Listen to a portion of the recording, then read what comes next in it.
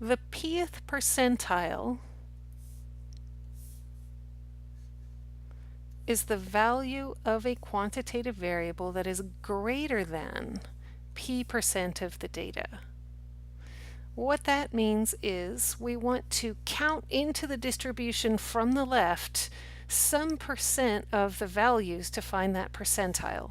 So, for example, if we want to estimate the 10th percentile of this distribution, then first we need to know how many values we should count in order to have 10% of the values. And that's where this finding 10% of the total number of values, 157 rainfall values, as we saw in a previous example, is. So 10% of that, of course, is 15.7. We just moved the decimal point. And if we count this number of dots from the left, then we should be able to see where it gets us. So here's 1 dot, 2, 3, 4, 5, 6, 7, 8, 9, 10, 11, 12, 13, 14, 15. The 16th dot here we're kind of in the middle of at 15.7. So we're in the middle of this stack of dots right here when we've counted 10% of the lowest values. That's around 22. It looks like it's between 20 and 25, maybe a little closer to 20. We might even say 21 in this case. Actually, 21 looks good. Let's go ahead and change that to 21. Now, if we wanted to calculate the 90th percentile, we could follow the same method and calculate 90% of the data values and count all the way from the left. But of course, we can see that that's not very efficient.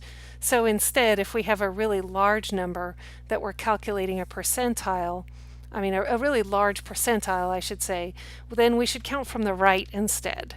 So we're going to count 10% from the right instead of counting 90% from the left. So it's that same value, 15.7. We've already calculated it. Here's 1, 2, 3, 4, 8, 9, 10, 11, 12. And we hit our 15.7 in the middle of this stack right here. So that one looks like probably about 47. We're between 45 and 50, a little bit closer to 45, but this time not right in front of it. So I'm going to estimate the 90th percentile at 47. As with the 95% rule, if we don't know n, but we're just given a histogram, we may have to try to do just a rough ballpark where maybe it looks like about 10% of the values would be below a certain number, but that's a much looser process. It's harder to get really good estimates that way. Dot plots and knowing the total number of values is much simpler. A very commonly used summary of a quantitative distribution is based on percentiles, and it's called the 5-number summary.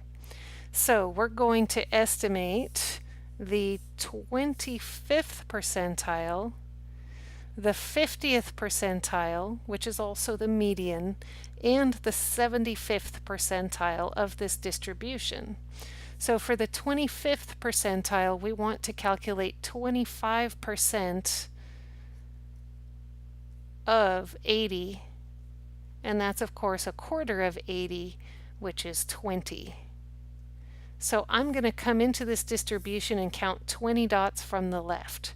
We've got 1, 2, 3, 4, 5, 6, 7, 8, 9, 10, 11, 12, 13, 14, 15, 16, 17, 18, 19, 20, gets us right here in the 67 stack. We'll go ahead and just call it 67 because we're in that bar. Now the 50th percentile, it's going to be 50% of the way in, of course, But we also know that we're going a quarter at a time, and so we can count the same number of dots in between each of these values that we use in the 5-number summary. So 50% of 80 is 40, but it's going to be 20 more past the last value we calculated. So starting here, 1, 2, 3, etc., we can see that counting 20 more dots gets us into the middle of the stack that is located at 69, so the 50th percentile of this distribution, which is also the median, is 69. Now we'll count another 20 dots to get to the 75th percentile. And that gets us to this stack here at 71, and therefore my 75th percentile is at 71. We should see that if we were to count the remaining dots, there are 20 there as well. We're just going the same number of dots, which is 25% of our total, separating each of these values. Now, these came out equally spaced, but that's not always the case. Really, that only happened because this graph is pretty symmetric. So we find our center and we go about down the same amount that we go up. In order to find our Q1 and Q3, the first quartile and the third quartile. So having established what these quartiles are gets us to our 5-number summary. We decided that Q1 was 67, the median was 69, and Q3 was 71. The minimum is the smallest value in the data set, which we'll estimate to be 62. And the maximum is the largest value in the data set, which we will estimate to be 76. So this 5-number summary describes the distribution. We can see some of the important values. We can see it doesn't go below 62 or above 76. We can see that it's centered at 69. And by looking at where these quartiles fall, we also get a little bit of an idea of the spread. We can see that these quartiles are not very far from the median, indicating that our distribution maybe is not super spread out. Although this is the one of the two height distributions, this is the one that we said had more spread than the other. In our professional basketball players example, we might expect Q1 and Q3 to be even closer to the median than these ones are in the all adults in the US distribution. Because how close these quartiles are to each other or to the median is an indication of how much spread there is, we have a measure that we sometimes use for spread, which is called IQR, which stands for the interquartile range. This is just the difference of the two quartiles, third quartile minus first quartile, since the third quartile is always bigger.